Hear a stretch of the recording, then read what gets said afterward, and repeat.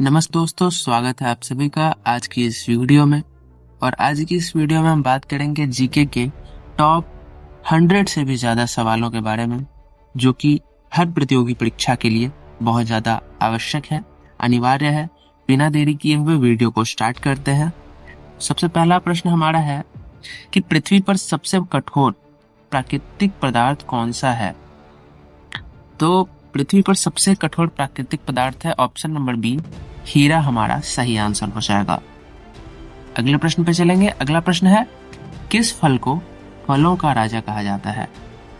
Right answer हो जाएगा option number सी, आम जो है वो हमारे फलों का राजा है। ये आप सभी को पता ही होगा। धीरे धीरे प्रश्नों का लेवल हाई होगा। तीसरा प्रश्न है कि पृथ्वी पर कितने महाद्वीप हैं। राइट आंसर होगा ऑप्शन नंबर सी, पृथ्वी पर पूरे 7 महाद्वीप हैं। ठीक है, अगले प्रश्न पे चलेंगे। अगला प्रश्न है, दुनिया का सबसे बड़ा महाद्वीप कौन सा है। तो दुनिया का सबसे बड़ा महाद्वीप एशिया महाद्वीप है, जिसमें कि हमारा भारत भी आता है। बढ़ते हैं अगले प्रश्न पे। अगला प्रश्न है, चांद पर कदम रखने वाले पहले व्यक्ति कौन थे। जल्दी से आप सभी अपना उत्तर कमेंट सेक्शन में दीजिएगा।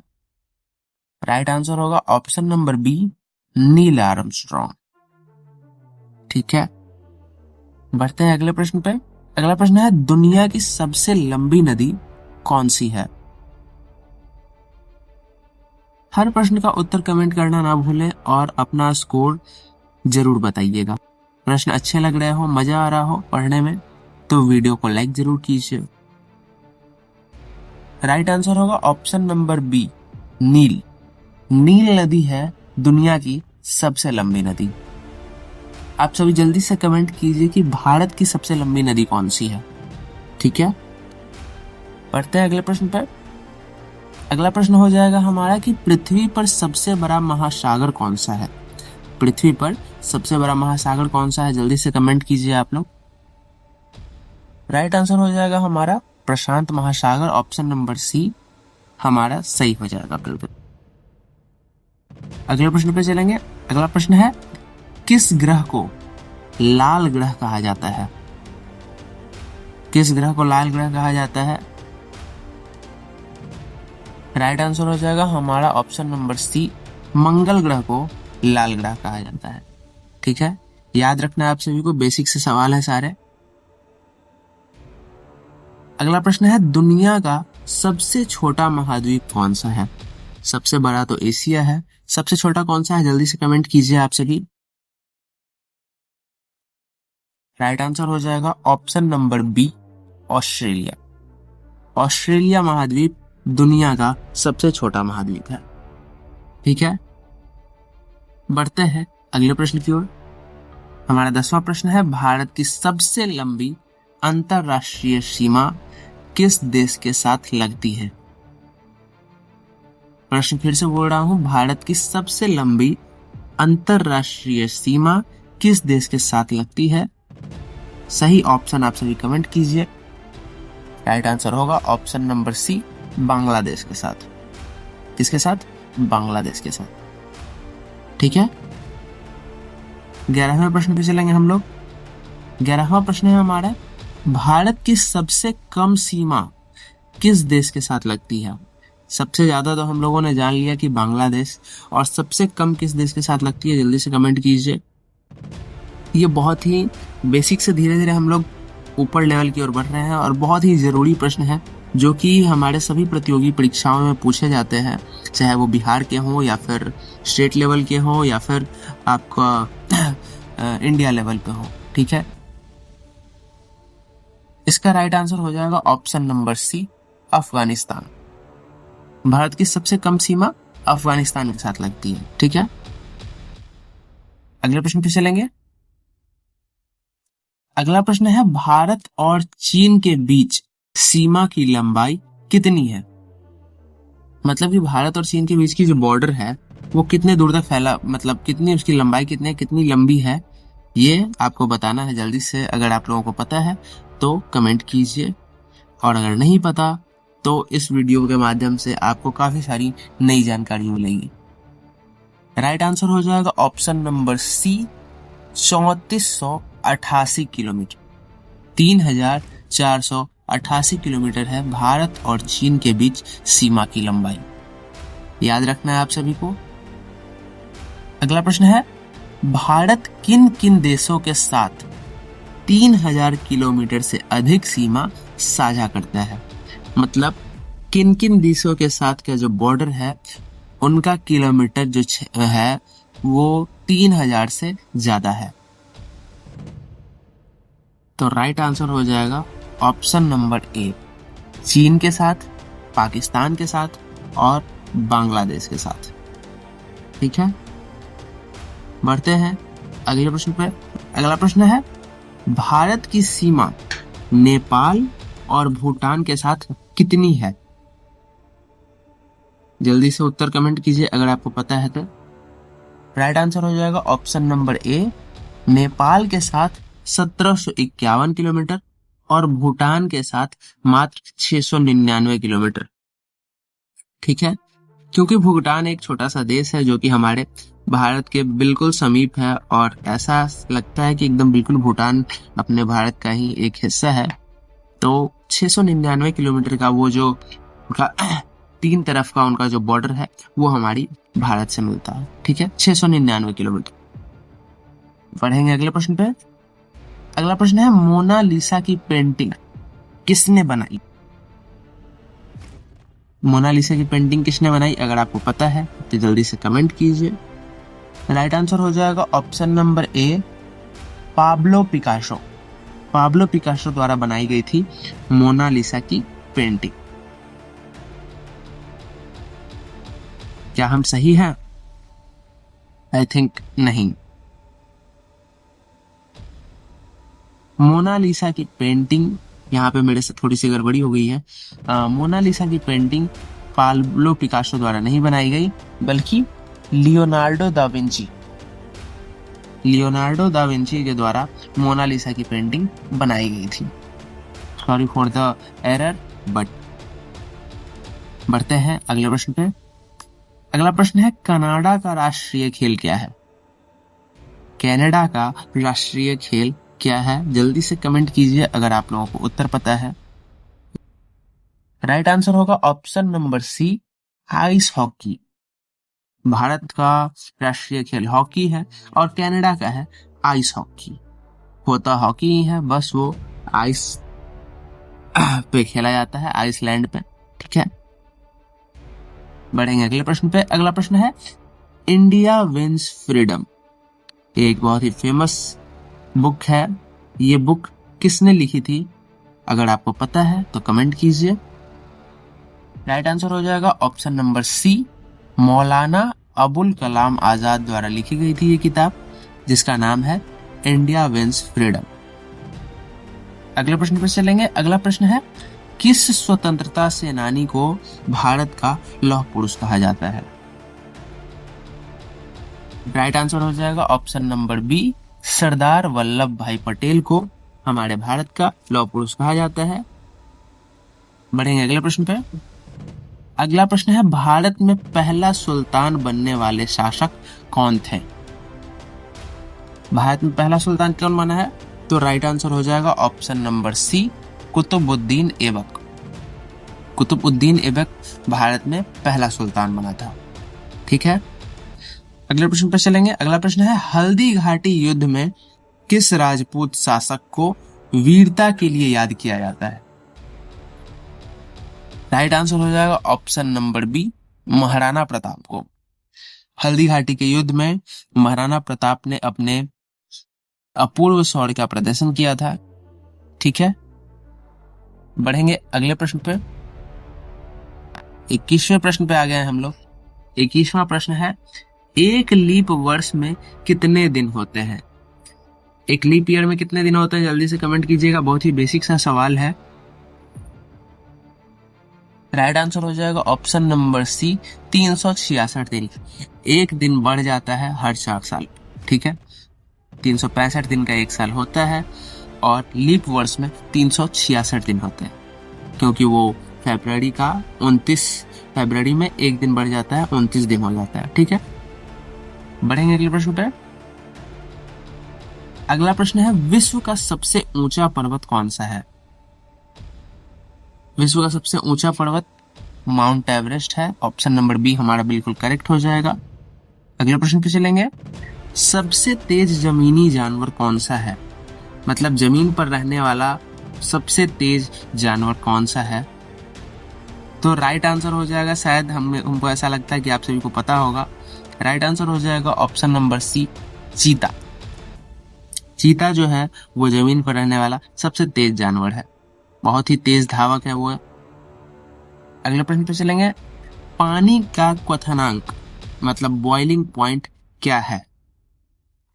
राइट आंसर हो जाएगा option number C, 100 degree Celsius पे पानी जो है खौलने लगता है, मतलब बॉयल होने लगता है। ठीक है, पढ़ेंगे अगले प्रश्न पे। अगला प्रश्न है, सूर्य के सबसे निकट कौन सा ग्रह है? तो राइट आंसर हो जाएगा ऑप्शन नंबर डी, बुध ग्रह। बुध ग्रह जो है वो सूर्य के सबसे निकट है। इंग्लिश में इसको मरकरी कहते हैं। ठीक है, याद रखना आप सभी को, बहुत ही बेसिक से सवाल है ये। ठीक है, अगले प्रश्न पे चलेंगे। 26वां प्रश्न है हमारा, किस देश में सबसे अधिक लोग रहते हैं? मतलब सबसे अधिक जनसंख्या वाला देश कौन सा है? तो नो डाउट इसमें हमारा देश सबसे आगे है। भारत जो है वो सबसे अधिक जनसंख्या वाला देश है। ठीक है, अगले प्रश्न पे चलेंगे। अगला प्रश्न है, भारत का कौन सा राज्य चाय के बागानों के लिए प्रसिद्ध है? राइट आंसर हो जाएगा ऑप्शन नंबर बी, असम राज्य भारत का है जो कि चाय के बागानों के लिए फेमस है। पढ़ेंगे अगले प्रश्न पे। अगला प्रश्न है, भारत के किस शहर को गुलाबी नगरी के रूप में जाना जाता है? पिंक सिटी किसे कहते हैं? जल्दी से कमेंट कीजिएगा, जल्दी से कमेंट कीजिए आप सभी। तो पिंक सिटी हमारा हो जाएगा ऑप्शन नंबर बी, जयपुर को कहा जाता है जो कि राजस्थान में पड़ता है। ठीक है, पढ़ेंगे अगले प्रश्न पे। अगला प्रश्न है, भारत का राष्ट्रीय खेल कौन सा है? जैसा कि हमने थोड़ी देर पहले बात किया कि भारत का राष्ट्रीय खेल क्या है? हॉकी है। ठीक है, अगले प्रश्न पे चलते हैं। हवाई जहाज उड़ाने वाले व्यक्ति को क्या कहते हैं? जल्दी से कमेंट कीजिए आप सभी। तो मुझे लगता है कि ये बहुत ही आसान सा सवाल है जो कि आप सभी को पता होगा। राइट आंसर हो जाएगा ऑप्शन नंबर सी, पायलट कहा जाता है। ठीक है, अब जानेंगे कप्तान किसे कहते हैं। कप्तान कहा जाता है जो शिप को चलाते हैं, शिप जो पानी वाला जहाज होता है उसको चलाने वाले व्यक्ति को कहा जाता है कप्तान। ठीक है, नाव को चलाने वाले को नाविक कहा जाता है, और इंजीनियर तो भाई इंजीनियर ही है। ठीक है, पढ़ेंगे अगले प्रश्न पे। अगला प्रश्न होगा हमारा, डॉक्टर हमारी धड़कन सुनने के लिए किसका इस्तेमाल करते हैं? कौन से उपकरण का इस्तेमाल करते हैं? जल्दी से बताइए आप सभी। वो जो गले में टांगे हुए रहते हैं उसको क्या बोलते हैं? Option number B, stethoscope. ठीक है, स्टेथोस्कोप बोलते हैं उसको। बढ़ेंगे अगले प्रश्न पे। अगला प्रश्न है, किस खेल में बल्ले और गेंद का इस्तेमाल करते हैं? भैया अभी आईपीएल चल रहा है। Option number C, cricket. ठीक है, पढ़ेंगे अगले प्रश्न पे। अगला प्रश्न है, किस खेल में रैकेट और शटल कॉक का इस्तेमाल होता है? अब हम लोग धीरे धीरे खेल वाले सेक्शन में घुस रहे हैं। ठीक है, खेल के ये सारे बेसिक सवाल है, सारे खेल के सवाल है। ठीक है, राइट आंसर हो जाएगा ऑप्शन नंबर बी, बैडमिंटन। ठीक है, बैडमिंटन में रैकेट और शटल कॉक का इस्तेमाल होता है। शटल कॉक जिसको हम लोग कॉर्क भी बोलते हैं आम भाषा में। अगले प्रश्न पे चलेंगे, टेनिस बॉल का रंग क्या होता है? जल्दी से बताइए, टेनिस बॉल का रंग क्या होता है? राइट आंसर हो जाएगा ऑप्शन नंबर सी, पीला। ठीक है, अगले प्रश्न पे चलेंगे, शतरंज की शुरुआत किस देश में हुई थी? शतरंज की शुरुआत भैया हमारे भारत से ही हुई है। ठीक है, बढ़ेंगे अगले प्रश्न पे। अगला प्रश्न है, 1919 में महात्मा गांधी ने कौन सा आंदोलन शुरू किया था? राइट आंसर हो जाएगा ऑप्शन नंबर बी, असहयोग आंदोलन। 1919 में महात्मा गांधी ने असहयोग आंदोलन शुरू किया था। ठीक है, पढ़ेंगे अगले प्रश्न पे। अगला प्रश्न है, भारत को घेरने वाले 2 समुद्रों के नाम क्या है? राइट आंसर हो जाएगा ऑप्शन नंबर ए, अरब सागर और बंगाल की खाड़ी। ठीक है, 2 समुद्र ने भारत को घेर रखा है जिसका नाम है, एक है अरब सागर और बंगाल की खाड़ी। ठीक है, अगला प्रश्न है, भारत की राष्ट्रीय नदी कौन सी है? नो डाउट गंगा होगा। राइट आंसर हो जाएगा गंगा, हमारी गंगा नदी। अगले प्रश्न पे चलेंगे। 39वां प्रश्न है हमारा, सबसे लंबा जानवर कौन सा है? सबसे लंबा जानवर कौन सा है भैया? तो जिराफ। ठीक है, अगले प्रश्न पे चलेंगे। अगला प्रश्न है, ऊन किस जानवर की खाल से बनता है? राइट आंसर हो जाएगा ऑप्शन नंबर सी, भेड़। ठीक है, तो आप लोग कमेंट करना बंद नहीं कीजिए। जिस भी प्रश्न का उत्तर आपको पता हो, हर प्रश्न का उत्तर आप कमेंट सेक्शन में देते जाइए। वीडियो के एंड में देखेंगे कि किसके कितने प्रश्न सही हुए हैं। ठीक है, और वीडियो अच्छी लग रही हो तो प्लीज, अभी तक अगर आपने लाइक नहीं किया तो प्लीज लाइक कर दीजिए और चैनल को सब्सक्राइब जरूर कर लीजिए, क्योंकि ऐसी वीडियोस आपको हर रोज इस चैनल पे मिलेगी और हर दिन आप कुछ ना कुछ नया जरूर सीखोगे। बढ़ेंगे अगले प्रश्न पे। अगला प्रश्न है, नर्मदा और कावेरी नदियां कहाँ गिरती हैं? राइट आंसर हो जाएगा ऑप्शन नंबर बी, नर्मदा अरब सागर में गिरती है और कावेरी बंगाल की खाड़ी में गिरती है।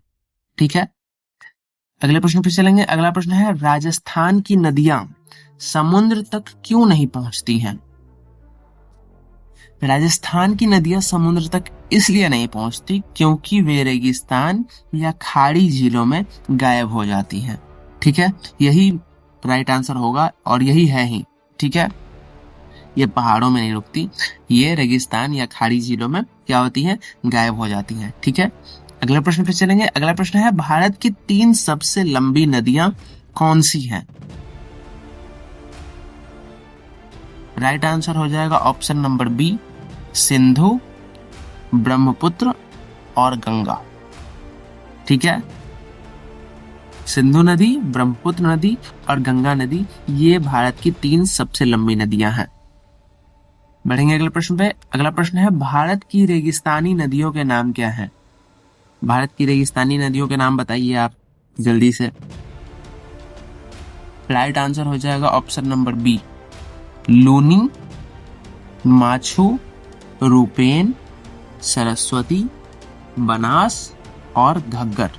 टोटल 6 नदी हैं जो कि रेगिस्तानी नदी हैं हमारे भारत की। ठीक है, बढ़ेंगे अगले प्रश्न पे। अगला प्रश्न है, भारत की तटीय नदियों में क्या खास है? राइट आंसर हो जाएगा ऑप्शन नंबर सी, वे छोटी होती हैं और अधिकतर पश्चिमी तट पर मिलती हैं। ठीक है, बढ़ेंगे अगले प्रश्न पे। अगला प्रश्न है, विश्व की बड़ी नदियों में भारत की कौन सी नदी है? तो विश्व की बड़ी नदियों में भारत की नदी है जिसका नाम है सिंधु नदी। ठीक है, अगले प्रश्न पे चलेंगे।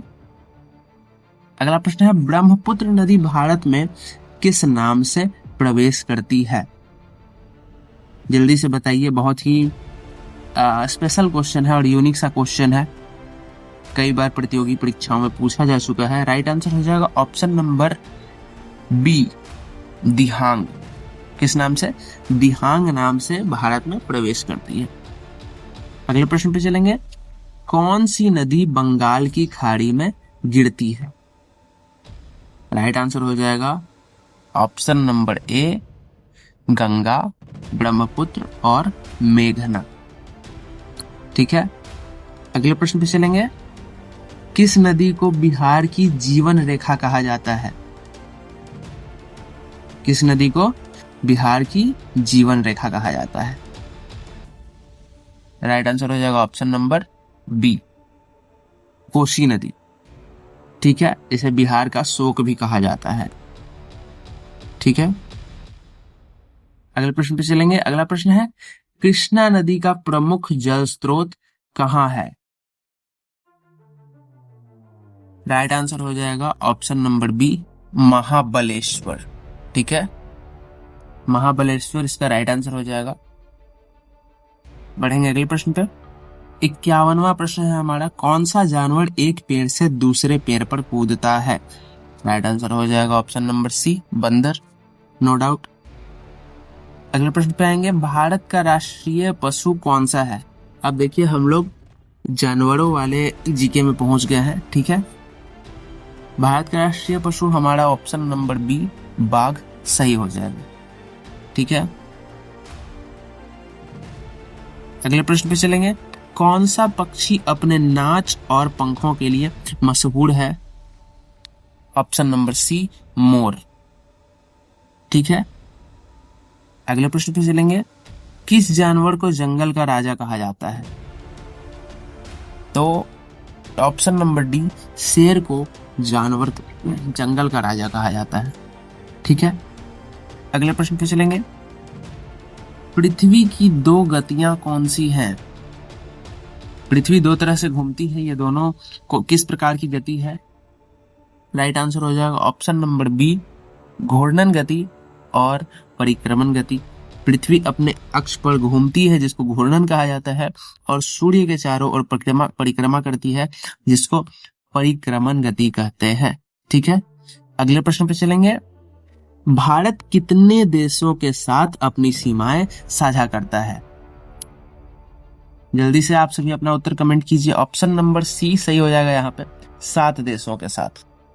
ठीक है, बढ़ेंगे अगले प्रश्न पे। अगला प्रश्न है, दुनिया का सबसे बड़ा महाद्वीप कौन सा है? सॉरी, दुनिया का दूसरा सबसे महाद्वीप कौन सा है? जल्दी से आप सभी उत्तर कमेंट कीजिए। ऑप्शन नंबर बी यहाँ पे सही हो जाएगा, अफ्रीका जो है वो दुनिया का दूसरा सबसे बड़ा महाद्वीप है। अगले प्रश्न पे चलेंगे, दुनिया का सबसे बड़ा जंगल कौन सा है? बहुत ही फेमस प्रश्न है और बहुत ही इंपॉर्टेंट भी है। राइट आंसर हो जाएगा ऑप्शन नंबर बी, अमेजन वर्षावन। ठीक है, अमेजन रेन फॉरेस्ट जो है वो दुनिया का सबसे बड़ा जंगल है। ठीक है, अगले प्रश्न पे चलेंगे। अगला प्रश्न है, कौन सा सागर अफ्रीका और एशिया को अलग करता है? राइट आंसर हो जाएगा ऑप्शन नंबर सी, लाल सागर। ठीक है, लाल सागर अफ्रीका और एशिया इन दोनों को अलग अलग करता है। अगले प्रश्न पे चलेंगे। अगला प्रश्न है, दुनिया की सबसे ऊंची चोटी कौन सी है?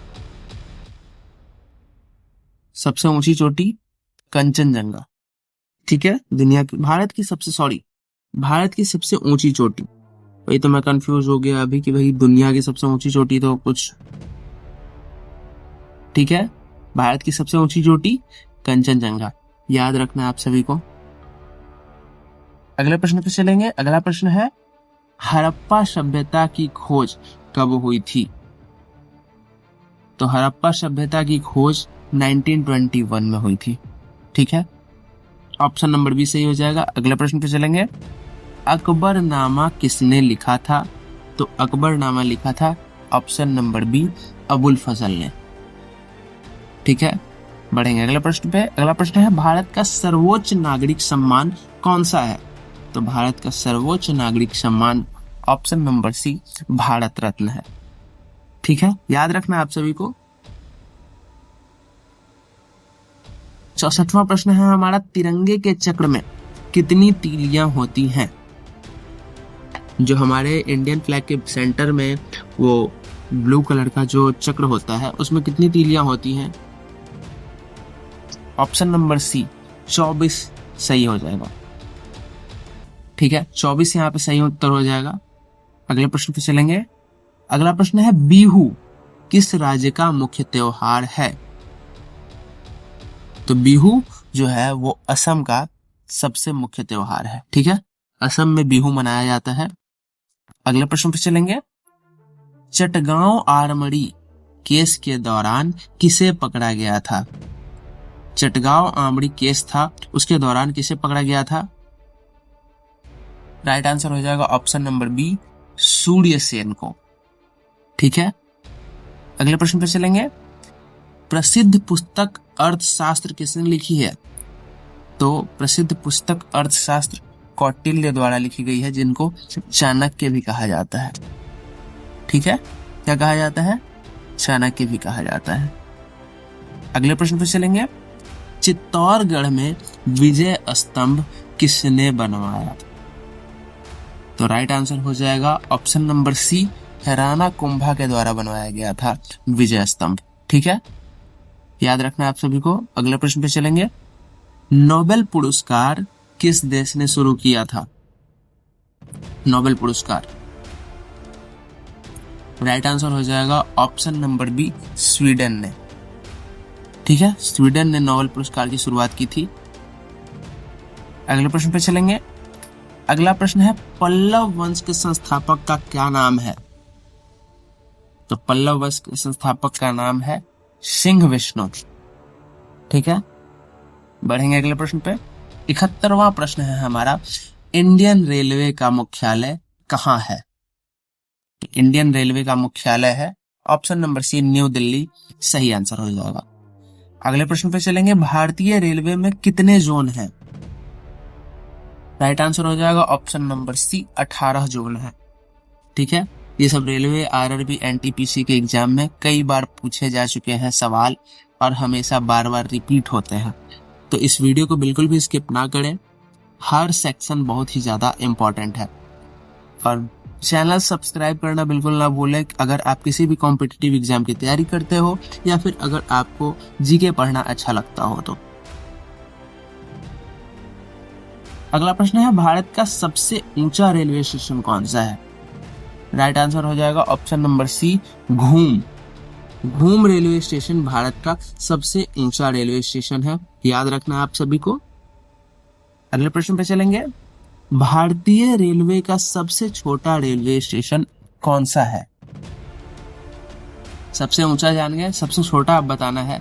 सबसे छोटा है ऑप्शन नंबर ए, ईब। क्या नाम है? ईब रेलवे स्टेशन जो है वो भारत का सबसे छोटा रेलवे स्टेशन है। अगले प्रश्न पे चलेंगे। अगला प्रश्न है, भारतीय रेलवे का लोगो कब अपनाया गया था? जो भारतीय रेलवे का आप लोगो देखते हो, जो कि सामने से एक ट्रेन की पिक्चर है, वो कब अपनाया गया था? राइट आंसर हो जाएगा ऑप्शन नंबर सी, 1951 में। कब? 1951 में, याद रखना है आप सभी को। अगले प्रश्न पे चलेंगे। कौन सा रेलवे जोन सबसे बड़ा है? राइट आंसर हो जाएगा ऑप्शन नंबर सी, उत्तर रेलवे। कौन सा? उत्तर रेलवे, याद रखना आप सभी को। अगले प्रश्न पे चलेंगे। भारतीय रेलवे का सबसे बड़ा जंक्शन कहाँ पे है? बहुत ही इंपॉर्टेंट प्रश्न है और कई बार पूछा जा चुका है इंपॉर्टेंट एग्जाम में। राइट आंसर हो जाएगा ऑप्शन नंबर सी, हावड़ा। ठीक है, हावड़ा जंक्शन भारतीय रेलवे का सबसे बड़ा जंक्शन है। अगले प्रश्न पे चलेंगे। भारत की सबसे लंबी दूरी तय करने वाली ट्रेन कौन सी है? राइट आंसर हो जाएगा ऑप्शन नंबर बी, विवेक एक्सप्रेस। ठीक है, विवेक एक्सप्रेस। अगले प्रश्न पे चलेंगे। अगला प्रश्न है, भारतीय रेलवे का राष्ट्रीयकरण कब हुआ था? राइट आंसर हो जाएगा ऑप्शन नंबर बी, 1950 ईस्वी में। कब हुआ था? 1950 ईस्वी में। अगले प्रश्न पे चलेंगे। भारत का पहला मेट्रो रेल सिस्टम किस शहर में शुरू हुआ था? राइट आंसर हो जाएगा ऑप्शन नंबर सी, कोलकाता में। ठीक है, पहला मेट्रो रेल सिस्टम कहाँ शुरू हुआ था भारत में? तो कोलकाता में, याद रखना आप सभी को। अगले प्रश्न पे आते हैं। भारत में आरटीआई सूचना का अधिकार कब लागू हुआ था? राइट आंसर हो जाएगा ऑप्शन नंबर सी, 12 अक्टूबर 2005 को। आरटीआई को बोल सकते हैं हम लोग राइट टू इंफॉर्मेशन।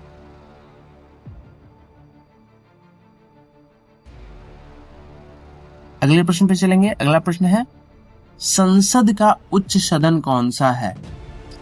संसद का उच्च सदन कौन सा है? राइट आंसर हो जाएगा option number C, Rajya Sabha. Rajya Sabha जो है वो संसद का उच्च सदन है। अगले प्रश्न पे चलेंगे।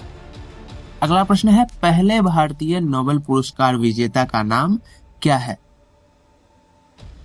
राइट आंसर हो जाएगा option number B, Rabindranath Tagore को सबसे पहले भारत में नोबेल पुरस्कार मिला था। ठीक है, अगले प्रश्न पे चलेंगे। अगला प्रश्न है जीएसटी भारत में कब लागू हुआ था? तो ये तो सभी को याद होगा, 1 जुलाई 2017 में।